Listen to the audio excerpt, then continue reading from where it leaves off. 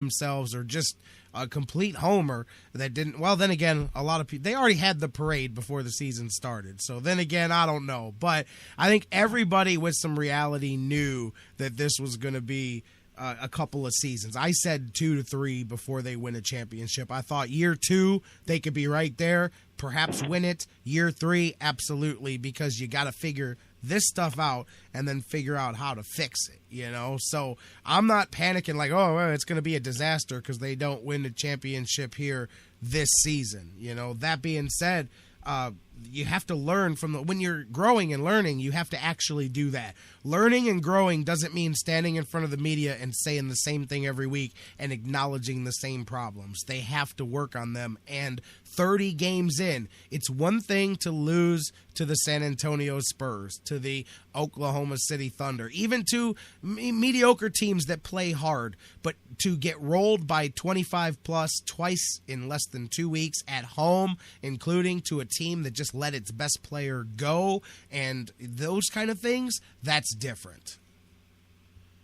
Yeah, I mean, it's been a pretty rough stretch for them the last couple of weeks. I mean, and they've been blown out by teams that they know at some point in the season in the playoffs that they're going to run into those guys. I mean, they had the blowout loss to Atlanta, the blowout loss to Toronto, and you know, one last thing.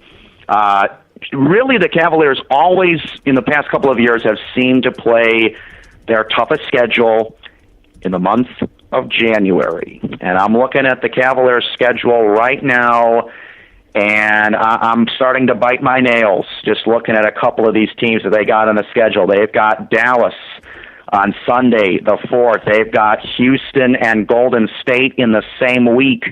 The following week, they will have Phoenix and the Clippers. Then the week after that, they will have Chicago, Oklahoma City, Portland, and the Sacramento Kings, who are actually playing some pretty good ball right now without their best player. So this next coming month, Jerry, is going to be very revealing in terms of the direction do the Cavs go. Do they march towards the championship caliber that they can play at? Do they get out of this funk?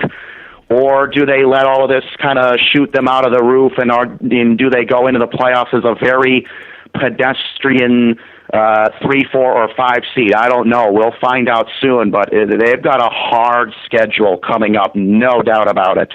Absolutely. We'll see, man. I mean, obviously, as you said, there's a whole, and I keep going back to it because I hate to just rail on the negative. I mean, but you don't ignore it either. There's a ton of season to go, but as they go, and it's funny, as you and I are talking about this, the media is down at the courts right now getting some audio. So as you and I are talking, I'm getting tweets popping up on my timeline in front of us like, LeBron loves playing for David Blatt, says that they don't have any problems whatsoever, and David Blatt says he has no idea why people are saying that he's got these issues and none of these are true. So literally, as you and I are talking about this, the Cavs are deflecting these things right now, and it's funny that as you're talking, it would like pop up on the screen like somebody was listening to us, like LeBron says there's no issues with him and David Blatt and everything's great and he's getting along just fantastic with them, and you know, hey, nothing to see here, move along everybody, nothing to see here. That's okay. Mike Pettine's comments here are pretty good coming out too. So anyways, Eddy, Jansen, it's a lot of fun watching it, a lot of fun talking to you. It's been a couple of weeks since you and I got a chance to sit down and talk about the Cavaliers. Let's see, heading into 2015, let's see if LeBron's just giving lip service to it or if all of these struggles will actually have positive results. Because again, that's the end of it, Eddy. It's great if you learn from it. I have problems in my life every day, but I learn from them. I do not wake up every day and do the same stupid thing that I did the day before and go, oh, it's going to be different because today's Tuesday, you know? Yeah, I know the feeling. I'm right there with you, and hopefully they'll get this figured out soon and try to make a push for the East. Absolutely, you know, well, push for the East, yeah, just play some ball right now, man. Again, you know, Hey, I mean, like, the East is tougher this year. We talked about it in the off season, looking ahead. All those young teams, Washington's and Charlotte didn't do what people thought, but I didn't have Toronto. You asked earlier, top seed, but I did have them top 4. I definitely thought that they would be the best of the young teams. Same with Washington. I mean, the Cavs are going to be in a battle just to make sure that they can get themselves a playoff spot and hopefully get themselves in the top half. But I think that's even worrying way too far beyond. And they really do. Forget the diva stuff. They got to figure out a way to strengthen this roster because it already needed a little bit of help. And now with Anderson Varejao, that is a huge hole, man. I mean, I don't think – I got some people that don't like Varejao that argue with me all the time, and I just don't see how, as much as you don't like him, maybe you don't like that he makes $10 million a year. Maybe you don't like his curly hair bobblehead. I don't know. Whatever it is that you don't like about him, how can you watch the Cavs play their first couple games without him and then go, oh, man – They got more trouble now because the one guy that's out there hustling isn't always out there hustling anymore. Yeah, who knows? We'll see. It's a big injury, no question about it, but they're going to have to find somebody. Hey, people get hurt all the time. It's a big boys world, man. Nobody's going to wait for us, and that's what they get the big bucks for. So let's see how they deal with it. Let's see what David Griffin can do. Everybody said he was a genius because he got LeBron to come home, so I don't know, man. I think you're a genius if you can figure out how to win with this roster as it's currently constructed. So go show us how much of a genius you are, my man. Right. All right. Happy New Year, Jerry. You got it. Eddy Jansen, More Than a Fan, Cleveland. He's with us here every week talking Cavaliers. You guys can tweet with them at Eddy Jansen 30 EDDY Jansen 3030 on Twitter. We're going to take a break. When we come back, I'll tell you what, by the way, so speaking of those comments, Manziel does his presser here this morning, says there's no party. He doesn't know where that story came out. Said there is absolutely no party Friday night. He is not responsible for anything that has to do with Josh Gordon and his thing as well. Man, these comments coming out of the press conference are great. We're going to sit down and get away from the emotion of things and then figure out what to do with Manziel and Gordon and these guys. And very interesting stuff. We'll talk about some of that when we come back. Set the stage for tomorrow. Vikings basketball back at it tonight. I'm going to reopen the phone lines. Last chance. If you tried to get in earlier, 216-539-7535. Final segment of the Sports Fix coming up next.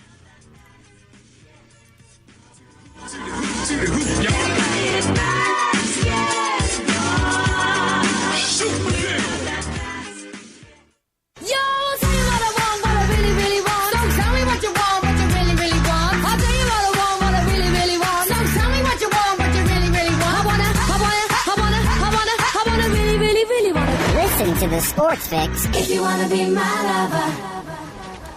Hey guys, before we go to the break, I want to talk to you a little bit again about our good friends at Harry Buffalo North Olmsted, the UFC, the Ultimate Fighting Championships, some of the hottest fights in the world today. Each and every one of their huge events, Harry Buffalo is one of the few places in Northeast Ohio you can go there and watch each and every UFC fight at the Harry Buffalo. And let me tell you, I've been there. The people are out the door. They are to the rafters. It is one of the craziest environments for some UFC fights. Wing Mondays, they've got great deals on wings and drinks, and every day of the week there's a different special, a different deal. And don't forget the Bison Burger, the unbelievable. It is the combination of a fantastic burger and eating healthy combined into one unbelievable sandwich. You have got to get a Bison Burger while you're there. So whatever you're looking for, whatever day of the week, Monday through Friday, Saturday, Sundays, there's something for you at the Harry Buffalo North Olmsted, just outside Great Northern Mall. Check them out today. Harry Buffalo, join the herd.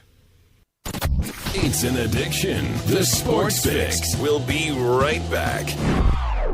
Let's talk about the X's and O's of family entertainment. Every parent in Ohio knows the importance of being able to draw up an activity that'll get you out of the house for a couple of hours. But it needs to be affordable. It needs to be family-friendly. Above all, it needs to be fun. Now, let's talk about high school sports.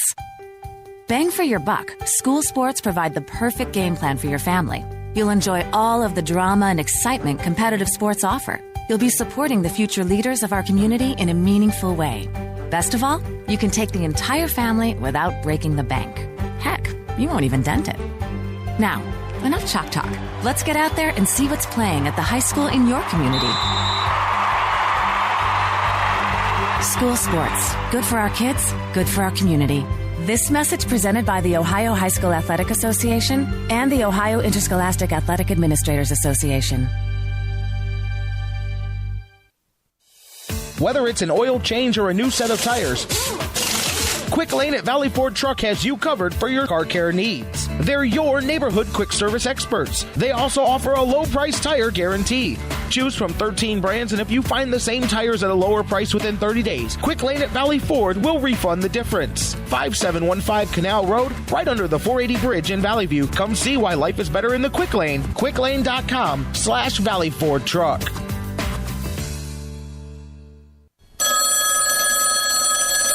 This is the Sports Fix. What is your name? I'm the dude. So that's what you call me, you know? That or his dudeness or duder or, El Duderino if you're not into the whole brevity thing. Dude, what do you want? Well, it's this rug I have. It really tied the room together. Under the rug. We are a show to be heard. It's the Sports Fix.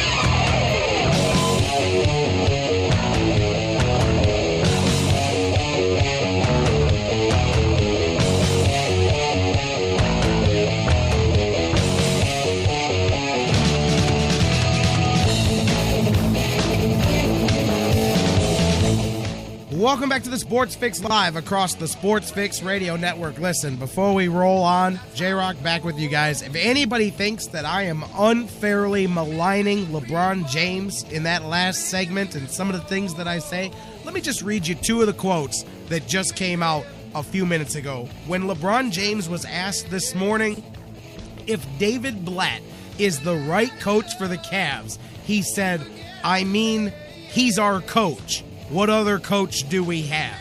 Yeah, there's a real reassuring answer about your head coach. I can't believe that is the direct quote that he answered that question with. I mean, he's our coach. What other coach do we have? Wow, amazing. He followed that up with a follow-up question. He answered, listen, man, I don't pay no bills around here. I play. I'm happy with who we have. He's our coach. But, man, wow. Yeah. Amazing, man.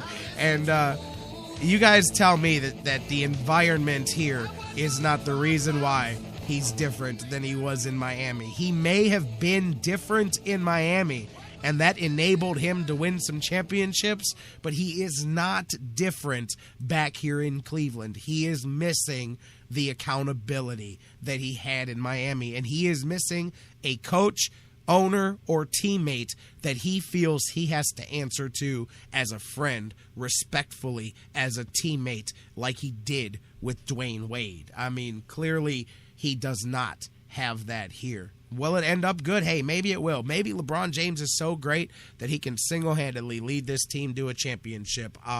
I'm not waiting in that line, but I know a lot of you guys are. I do know that. Anyways, welcome back to the show. J-Rock back with you here, rolling on. And I'll tell you, that LeBron thing is a frustrating conundrum to me because it makes it so hard for me to enjoy the Cavaliers, which I do. I enjoy the Cavaliers, but boy, does that situation make it difficult, man. But, hey, whatever, man. We threw a parade in October, so everybody should be happy about it now. Speaking of quotes from guys, Mike Pettine having his press conference today, and he had a lot of things to say, of course, about the quarterback position, and he straight up said, hey, listen, man, we can't control these guys. They have to be men, plain and simple, or they're not going to be here. And he talked about the quarterback situation. He said absolutely cannot go into next season expecting Johnny Manziel to be entitled to anything. And He said that as far as Brian Hoyer, he would love to have Brian Hoyer back. Doesn't know if the circumstances are going to allow Brian Hoyer to be able to return, which of course is coach speak for, hey, if somebody else offers him a different deal than we're willing to pay him or whatever, then we can't control that. But clear as day that he would like to have